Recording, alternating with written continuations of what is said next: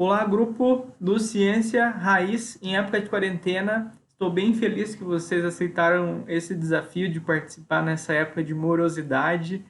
Eu acho que é muito interessante que vocês se envolvam em atividades, então fico feliz em ver que vocês têm essa disposição. Parabéns! E para dar uma ideia geral sobre a extração de pigmentos, a gente precisa ver esses conceitos de polaridade. Porque vocês vão ver que eu não tenho nenhuma receitinha muito pronta, e se vocês tiverem uma ideia de polaridade, vocês também vão ter autonomia para fazer as criações de vocês. Então a gente tem que dar uma geral nesse assunto, que vai ser bem rápido. Eu vou continuar explicando essas figuras que eu coloquei aqui nos slides da frente, mas eu vou só explicar este mapa aqui, ó. Ele mostra na região azul positivo e na região vermelho negativo. Negativo significa elétrons, né? Então, essa região aqui está cheia de elétrons e essa região aqui está sem elétrons. Isso dá polo à molécula, diferente dessa aqui que não tem polos. Então, moléculas apolares têm uma distribuição simétrica de elétrons. Ó, dois átomos de hidrogênios ligados, né, formando uma molécula de hidrogênio. O hidrogênio atrai elétrons para ele, só que como eles atraem com a mesma intensidade, a distribuição de elétrons em volta da molécula vai ser igual. Assim como numa molécula de nitrogênio, né? Os átomos de nitrogênio puxam os elétrons com a mesma intensidade. Agora, em moléculas polares, a distribuição de elétrons é assimétrica. Aqui a gente tem o exemplo do flúor, que puxa muito mais elétrons para o lado dele do que o hidrogênio. Então, como ele puxa esses elétrons, fica uma carga negativa de um lado e uma carga positiva de outro. Aqui o oxigênio puxa os elétrons para o lado dele, aqui fica positivo, aqui fica negativo, porque os elétrons estão mais para lá, e embaixo fica positivo. Nós representamos com essa flechinha aqui, ó, indicando para onde os elétrons estão indo. E a gente usa esses termos. Carga parcial positiva é onde falta elétrons, e carga parcial negativa é onde tem elétrons sobrando. Então, essa seria a representação dessas flechinhas e símbolos para as moléculas.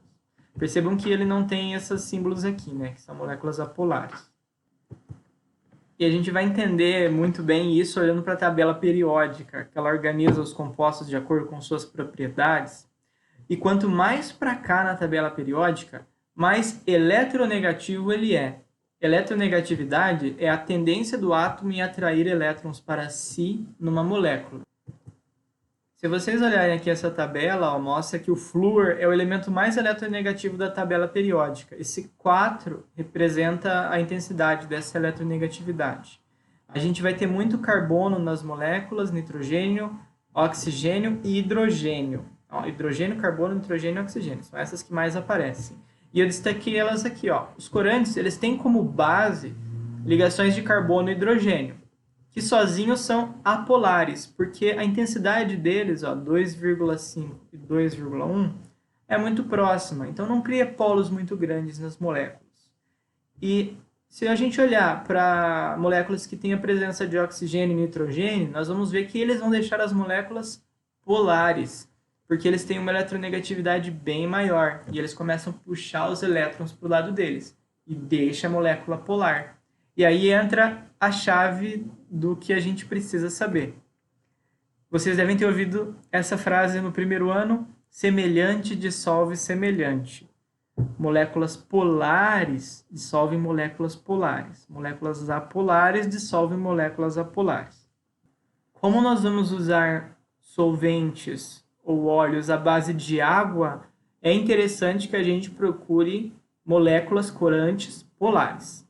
Na sequência, vocês vão ver 4 vídeos que eu vou explicar um pouco mais sobre esses efeitos.